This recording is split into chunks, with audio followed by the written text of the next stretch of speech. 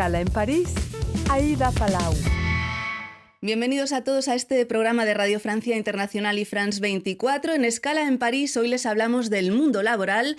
Para algunos investigadores, la epidemia de COVID-19 y el desarrollo de la inteligencia artificial sirven como base para respaldar la tesis de que estamos ante el final de la era de los trabajadores. Nos vamos a quedar sin trabajo, las máquinas y los algoritmos nos van a reemplazar. Frente a esta tesis hay otros académicos, sin embargo, que defienden panoramas distintos. Es el caso de nuestro invitado de hoy, el sociólogo Juan Sebastián Carbonell. Muchísimas gracias por estar con nosotros. Muchas gracias. Bueno, Juan Sebastián Carbonell, usted es ecuatoriano-español, doctor en sociología, investigador en la Escuela Normal Saclay en Francia y estudia el mundo del trabajo y las relaciones profesionales.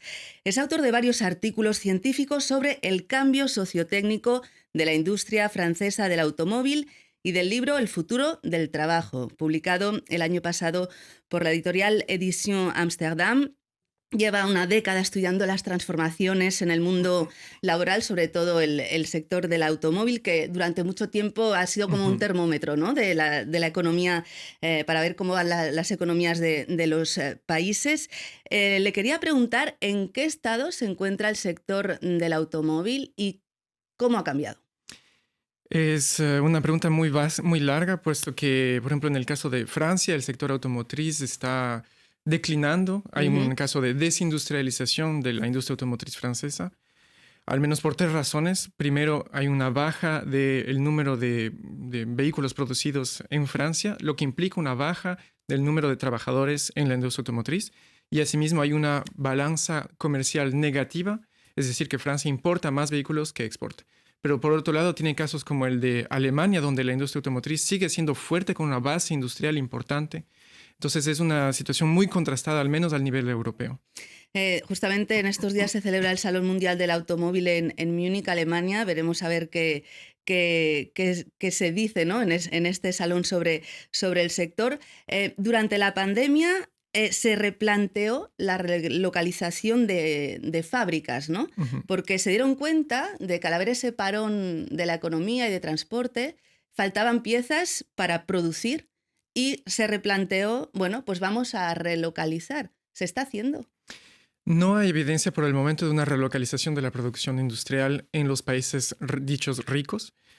Lo único que se puede constatar es que hay una transformación policy-driven, como se dice, es decir, con mucha inversión estatal para, por ejemplo, asegurar un aprovisionamiento semipermanente de baterías eléctricas, cosas así. Pero no es una transformación mayor que hagan las industrias o las empresas ellas mismas de manera autónoma o espontánea.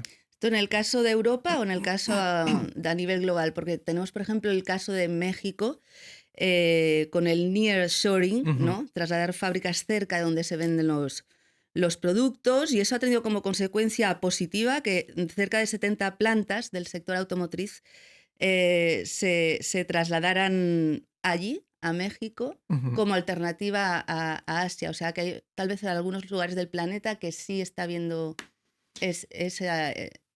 Sí, es una cuestión muy importante, puesto que la industria automotriz es una de las industrias más internacionalizadas en el mundo, pero lo que se observa es un fenómeno de regionalización de la industria automotriz.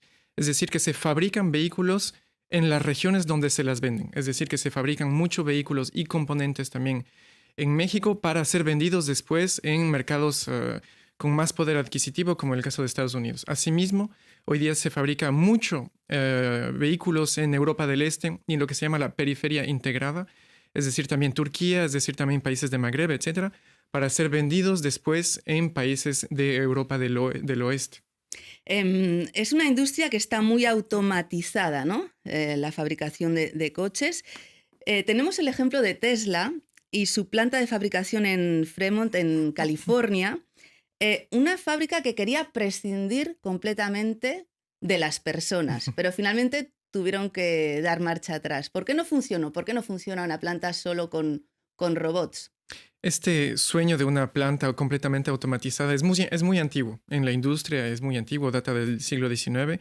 Y se presentó el caso de la fábrica de Fremont en California como el ejemplo de una fábrica sin trabajadores.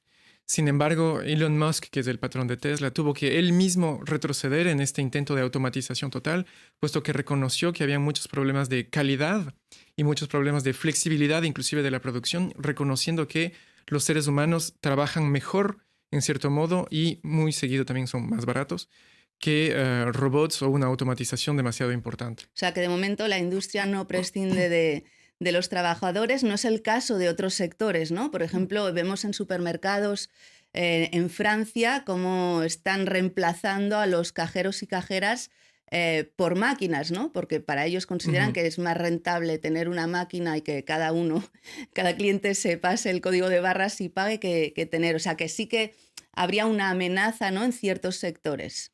No sé si diría que hay un reemplazamiento o inclusive una amenaza, puesto que las cajeras y los cajeros no desaparecen de los supermercados.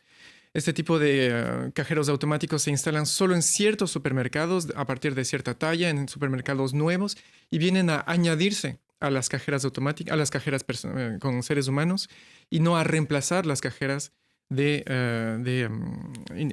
cajeras clásicas, de cierto modo.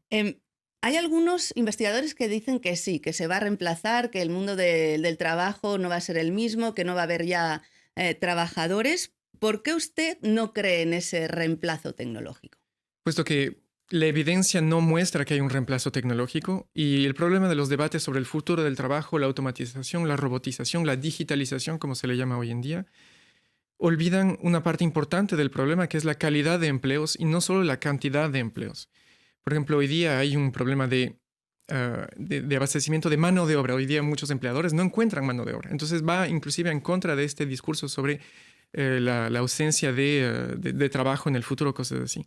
Y una de las principales consecuencias de las nuevas tecnologías, y me parece muy importante insistir en eso, es que estas tienden a intensificar, degradar, descalificar el trabajo, cosas así. Y es algo que no se oye muy seguido cuando se habla de nuevas tecnologías en el trabajo. Justamente en su libro habla que con Internet y las aplicaciones ha surgido una nueva especie de trabajadores que llaman los proletarios digitales. ¿Quiénes son?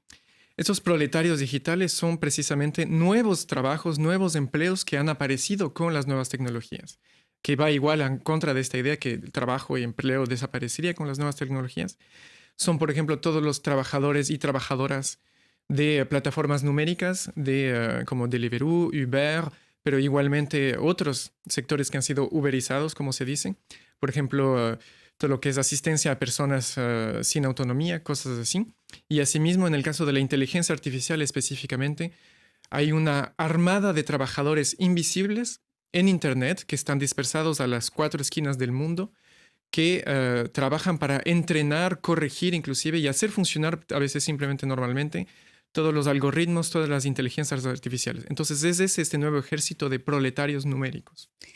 Justamente, con tal vez no los mismos derechos laborales. El empleado como tal, con contrato de trabajo, con un salario, en algunos países con vacaciones pagadas, ¿está condenado a desaparecer?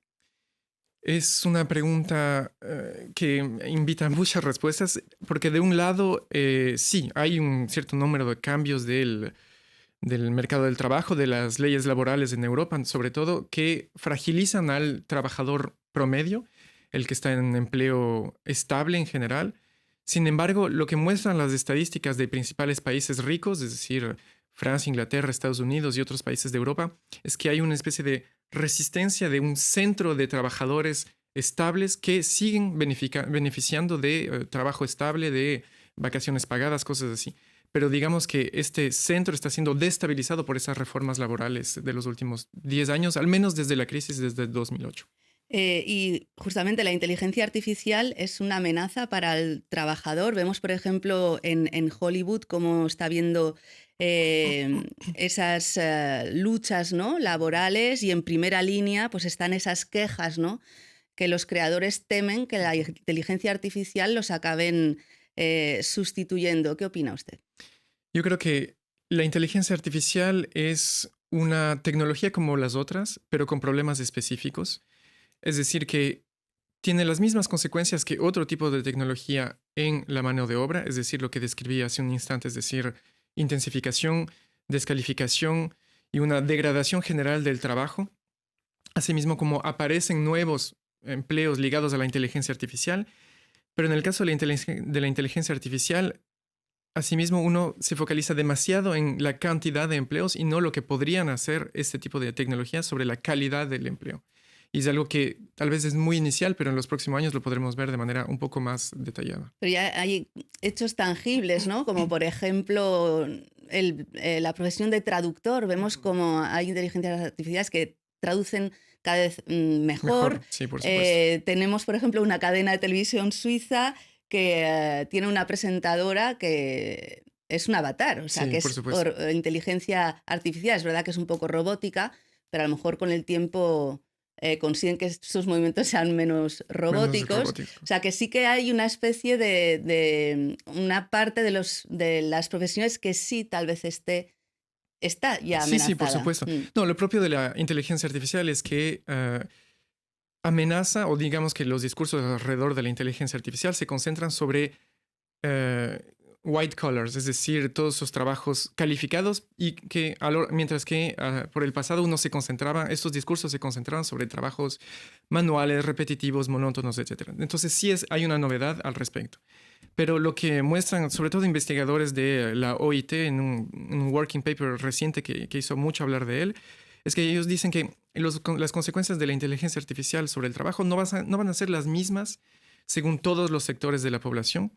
Dice que sí, hay ciertas tareas y no empleos, que no es exactamente lo mismo, que van a ser automatizadas o reemplazadas, mientras que otros trabajos y otras tareas dentro de los puestos de trabajo van a ser aumentadas, es decir, va a haber más capacidad o van a aumentar la productividad, la intensificación del trabajo, etc. Y hay, de hecho, una gran parte de los trabajos que no van a ser afectadas directamente por la inteligencia artificial, sabiendo que hay una gran parte de empleos y puestos de trabajo que siguen siendo indeterminados cuanto a los efectos de la inteligencia artificial. Bueno, ya no nos queda mucho tiempo, Juan Sebastián. Le quiero hacer una pregunta de forma breve. ¿Cómo ve usted la sociedad del futuro? ¿Cómo va a ser el trabajador del futuro? Es una pregunta muy, muy larga, muy, muy amplia. Yo diría que si uno se interesa a las trayectorias que podemos observar hoy día dentro del mundo del trabajo, hay de hecho una degradación de las condiciones laborales. Creo que todos los organismos internacionales, todos los organismos públicos de investigación constatan esto. Y lo que sucedió en Francia, por ejemplo, con esta movilización muy importante de varios meses contra la ley de jubilaciones, es la prueba de que mucha gente no quiere continuar a trabajar 2 años más, en el caso de Francia, en las mismas condiciones. Hay muchos debates también sobre el sentido que uno le da al trabajo, los bullshit jobs, pero no solamente eso. El hecho de que muchos empleos y muchos trabajos son nocivos para el medio ambiente, cosas así. Entonces hay un conjunto de debates que muestran que el mundo del trabajo hoy en día no se dirige tal vez hacia el mejor de los lugares. Bueno, pues muchísimas gracias. Estaremos muy pendientes sobre esta evolución. Gracias, Juan Sebastián Carbonell, por habernos aclarado tantas cosas. Gracias a usted. Y gracias a ustedes por habernos acompañado. Ya saben que también nos pueden seguir por internet en rfimundo.com y en france24.com. Hasta pronto, amigos.